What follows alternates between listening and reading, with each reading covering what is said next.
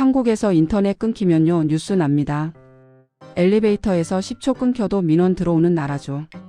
그런데 말입니다. 이 나라의 통신이 다 죽어도 살아남는 인터넷이 들어왔습니다. 엘리베이터 안 유튜브 끊김, 지하 주차장 카톡 안 옴, 비행기 넷플릭스 당연히 사망. 짜증나죠. 근데 불안하진 않습니다. 10분만 참으면 되니까요. 한국 사람들은 인터넷 끊김에 놀라울 만큼 관대합니다. 아니 정확히는 무관심하다. 끊길 수 있다는 사실 자체를 잊고 산다. 통신이 공기처럼 당연하니까. 2025년 12월 4일 스타링크가 한국에 상륙했습니다. 월 87,000원, 단말기 55만원, 속도 135Mbps. 반응은 참담했죠. 누가 적었음? 기가 인터넷이 만원대인데? 머스크 장사 망했네. 틀린 말은 아닙니다. 한국은 인구 10만 명당 5G 기지국 593개를 박아놓은 나라거든요. 2위 리투아니아가 263개입니다. 미국은 50개도 안 돼요. 유선 인터넷은 월 8,000원부터 씁니다. 스타링크보다 10배 쌉니다. 그래서 다들 웃었습니다. 한국까지 와서 뭐 팔려고. 스타링크는 누구를 보러 온 게 아니에요. 언제를 기다리러 온 겁니다. 한국에서 인터넷이 끊기는 그 순간 생각해 본 적 있나요? 아마 없을 겁니다. 끊길 일이 없으니까. 끊기는 상황 자체가 상상 밖이니까. 바로 그 상상 밖의 순간 통신이 공기에서 생존으로 바뀌는 그 찰나 스타링크는 그걸 노리고 왔습니다. 한국 사람들이 인터넷 없이 못 사는 나라에서 정작 인터넷 끊기는 상황은 대비 안 한 채로 살고 있다는 걸 알았던 거죠. 한국은 통신 강국이 아닙니다. 통신 중독 국가입니다. 서울 지하철 30m 지하에서 5G 터지죠. 강원도 인구 200명 마을에 기가 인터넷 깔려 있죠. 제주 앞바다 배에서 LTE 잡힙니다. 외국인들 한국 와서 제일 놀라는 게 뭔지 압니까? 지하철에서 영화 다운받는 거예요. 엘리베이터에서 영상 통화되는 거. 산속 펜션에서 넷플릭스 4K 돌아가는 거. 이게 정상이라고 생각하는 순간 당신은 이미 한국인입니다. 인구 10만 명당 오지 기지국 593개. 미국은 50개도 안 됩니다. 우리가 2배도 아니고 10배 넘게 촘촘하게 깔아놨어요. 유선 인터넷은 더 심각합니다. 월 1만 원이면 100mbps 씁니다. 결합 할인 받으면 8,000원대.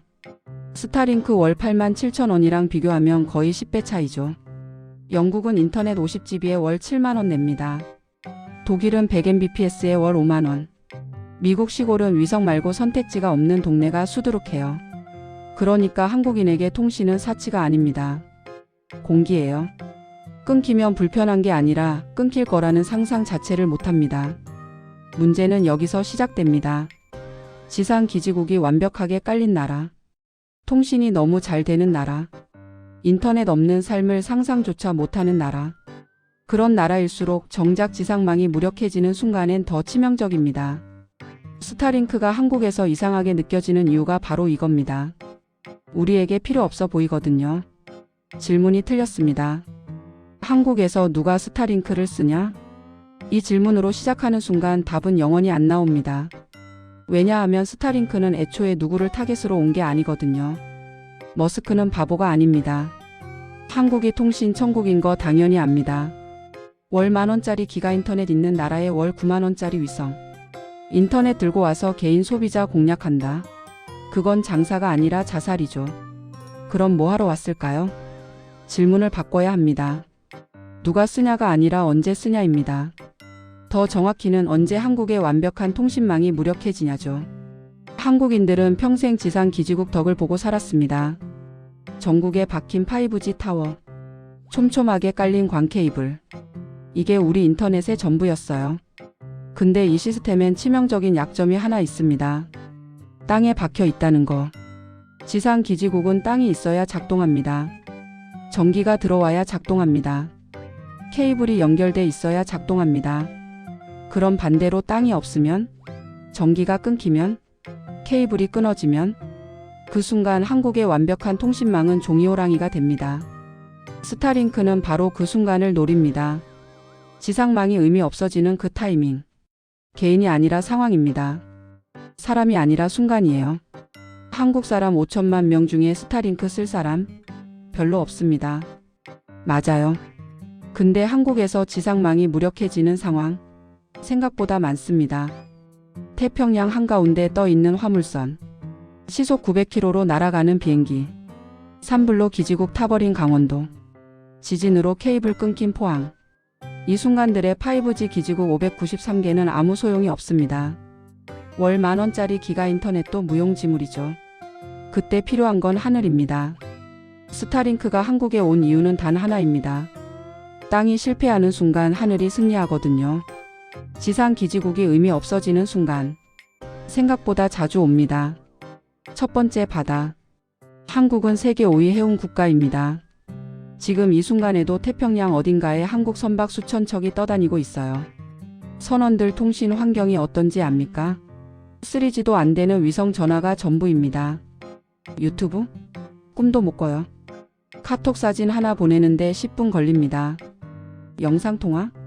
그건 육지 나가서 하는 거예요. 젊은 선원 구하기 힘든 이유 중 하나가 이겁니다. 6개월 승선하면 6개월 동안 인터넷 없이 사는 거나 마찬가지거든요. 2025년에 인스타그램도 못하고 넷플릭스도 못 보고 게임도 못합니다. 한국 육지에선 지하철에서 4K 영상 보는데 바다 위 선원들은 문자도 제대로 못 보냅니다. 같은 나라 맞나 싶죠. 스타링크 깔면 선상에서 넷플릭스 봅니다. 영상 통화됩니다. 실시간 항해 데이터 송신됩니다. 두 번째, 하늘. 비행기 안에서 와이파이 되는 거 경험해 본 적 있나요? 유럽 항공사들은 이미 기본입니다. 미국 유나이티드 델타 항공도 스타링크 깔았어요. 시속 900km로 날아가는 비행기에서 인터넷이 됩니다. 인천에서 뉴욕 13시간 동안 넷플릭스 정주행 가능해요. 한국 항공사들 아직 검토 중입니다. LCC는 관심 있는데 돈이 문제죠. 대한항공은 수요 봐서라고 합니다. 근데 승객들은 이미 불편함을 느끼고 있어요. 13시간 비행하는데 인터넷 안 되면 답답하거든요. 2025년에 기내에서 연락 두절되는 게 정상이라고 생각하면 안 됩니다. 세 번째, 재난. 2022년 강원도 산불 기억나죠? 기지국 몇십 개가 타버렸습니다. 순식간에 통신 두절. 구조대 연락 안 됨. 주민들 고립. 포항 지진 때는 케이블 끊어졌어요. 기지국 멀쩡한데 인터넷 안 됐습니다. 이런 상황에서 5G 기지국 593개는 의미가 없습니다. 땅이 무너졌으니까요. 스타링크? 단말기만 있으면 작동합니다. 산불이 나든 지진이 나든 전쟁이 나든 상관없어요. 위성은 하늘에 떠 있거든요. 공통점이 보이시나요?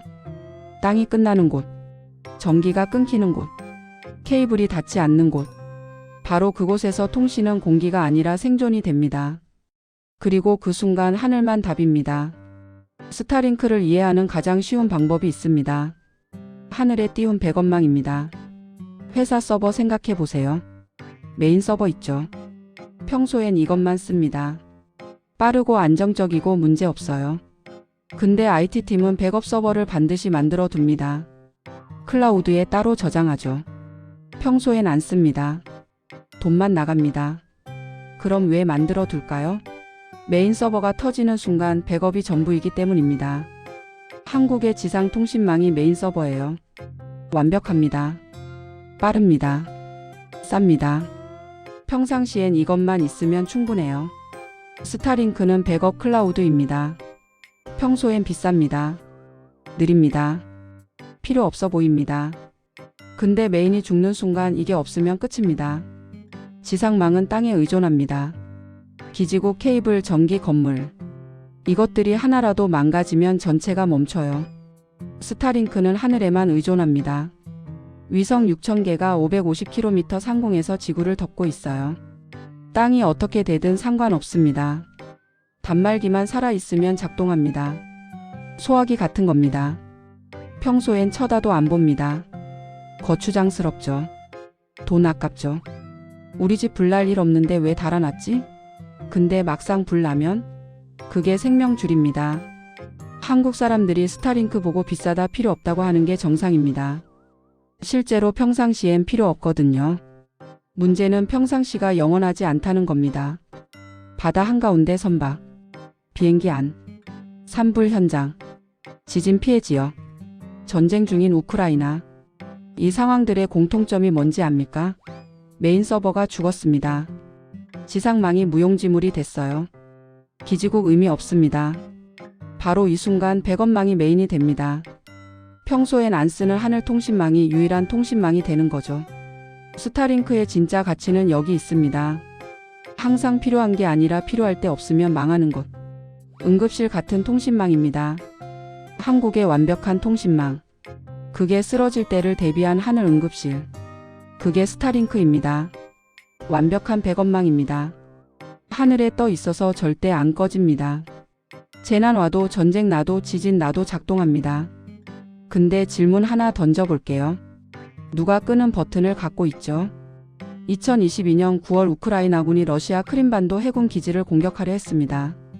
폭발물 실은 무인 잠수함이 목표에 접근했어요. 스타링크로 원격 조종하면서 그 순간 통신이 끊겼습니다. 머스크가 엔지니어들에게 직접 지시했어요. 크림반도 근처 스타링크 꺼. 잠수함은 그대로 해안가로 떠밀려갔습니다. 작전 실패. 우크라이나 디지털 전환부 장관이 문자 보냈죠. 통신 복원 좀 해주세요. 머스크 답장으로는 너무 지나쳤어. 안 켜줄 거야. 핵전쟁 우려했답니다. 러시아가 핵무기 쓸까봐 걱정됐대요. 한 개인이 한 나라의 군사작전을 중단시켰습니다. 2022년 10월엔 비용 청구했어요. 더는 무료로 못 해주겠다. 미 국방부가 돈 내. 다음 날 번복했습니다. 에라 모르겠다. 그냥 계속 줄게. 2025년 3월엔 또 말했죠. 절대 스타링크 안 꺼. 협상 카드로도 안 써. 근데 이미 꺼본 사람이 하는 말입니다. 스타링크 통제권은 머스크한테 있습니다. 계약서에도 법에도 어디에도 함부로 못 끈다는 조항 없어요. 그냥 안 끄면 다행인 겁니다. 한국 데이터는 일본을 거쳐갑니다. 스타링크는 한국의 게이트웨이를 안 깔았어요. 돈 아까우니까. 대신 일본 게이트웨이 4개를 씁니다. 무슨 뜻이냐면 서울에서 부산으로 보내는 데이터가 일본 도쿄를 경유한다는 겁니다. 우리 군사 정보도 정부 기밀도 기업 데이터도 전부 일본 서버 거쳐요. 정부는 군 전용 게이트웨이 설치 사업 추진 중입니다. 뒤늦게. 중국은 아예 금지했어요. 2025년 12월 닝보항에서 외국 선박이 스타링크 쓰다가 적발됐습니다. 중국 당국은 통신 주권 침해다. 대신 중국은 자체 위성망 거항 만들고 있어요. 1만 3,000기 띄울 계획입니다. 유럽도 마찬가지.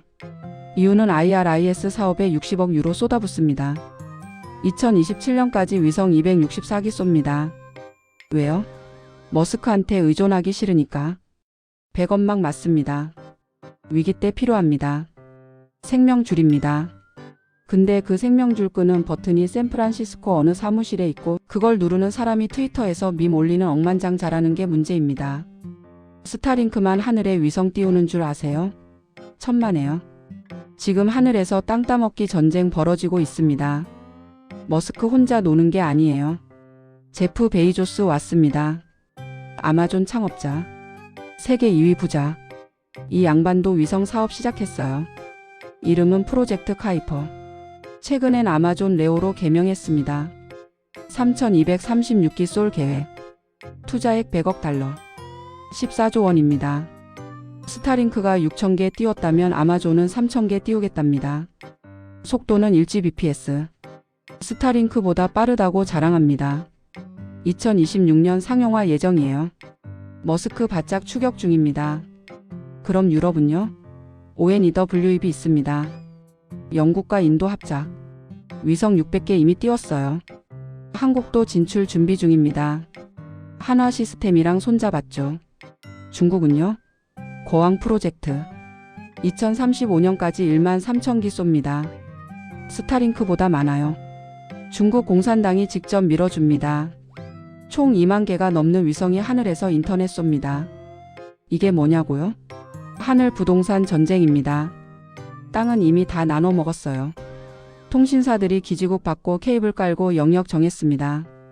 SKT, KT, LG. 땅은 끝났어요. 근데 하늘은 비어 있었습니다. 아무도 안 건드린 영역. 머스크가 제일 먼저 깃발 꽂았어요. 여기 내 거. 위성 6,000개 띄우면서. 베이조스 보고 열받았죠. 나도 부자인데 왜 너만 하늘 차지해? 14조 쏟아붓습니다. 중국은 미국 견제용입니다. 미국 위성한테 우리 하늘 내줄 수 없지. 유럽은 자존심입니다. 미국 중국한테만 맡길 순 없어. 60억 유로 씁니다. 이 사람들 싸우는 거 통신 경쟁이 아닙니다. 국가 인프라 패권입니다. 통신은 이제 선택이 아니에요. 통신 없으면 나라가 안 돌아가요. 누가 하늘을 장악하냐. 그게 미래 국가 경쟁력입니다. 육지시대 오면 더 심해집니다.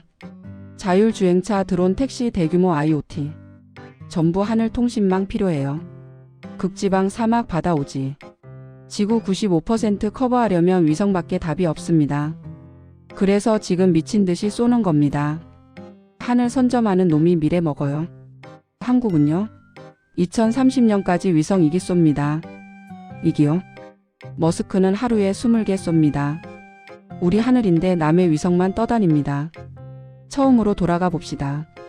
스타링크 왜 한국에선 이상하게 느껴질까? 이제 답이 보이시나요? 한국은 땅에서 너무 완벽했어요. 5G 기지국 593개. 월 10,000원짜리 기가 인터넷. 지하철 30m 지하에서도 영상통화. 이게 당연한 줄 알았죠. 그 완벽함이 착각을 만들었습니다. 통신은 언제나 된다. 틀렸어요. 정확히는 땅에서는 언제나 된다입니다. 바다 위, 하늘 위 재난 상황. 땅이 끝나는 순간 한국의 완벽한 통신망은 무용지물이 됩니다. 스타링크는 그 빈틈을 노렸어요. 한국 사람들이 땅만 보고 있을 때 하늘을 먼저 차지했습니다. 그리고 지금 머스크만 하늘에 있는 게 아닙니다. 베이조스 왔고 중국 왔고 유럽 왔어요. 위성 2만 개가 한국 하늘 위를 떠다닙니다. 근데 한국 위성은요?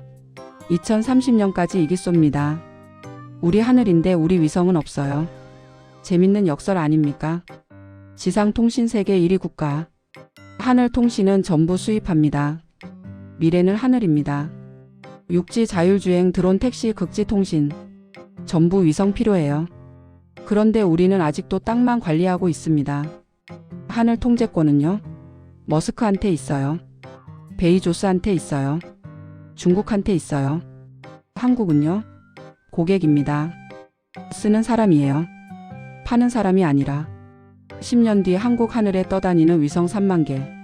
그 중에 한국 위성은 몇 개일까요? 아직도 땅만 보고 있을 건가요? 하늘이 기본값이 되는 시대에 우리는 여전히 땅만 완벽하게 만들고 있습니다. 스타링크가 이상한 게 아니었어요. 우리가 하늘을 안 본 게 이상했던 겁니다. 그래서 스타링크는 한국에서 이상하게 느껴졌던 거예요. 너무 앞서 있어서. 우리가 아직 땅에 있을 때 얘네는 벌써 하늘에 있었으니까. 한국 통신 천국 맞습니다. 근데 그 천국은 땅에만 있어요. 하늘은 남의 땅입니다. 궁금한 아카이브 여러분 새해 복 많이 받으세요.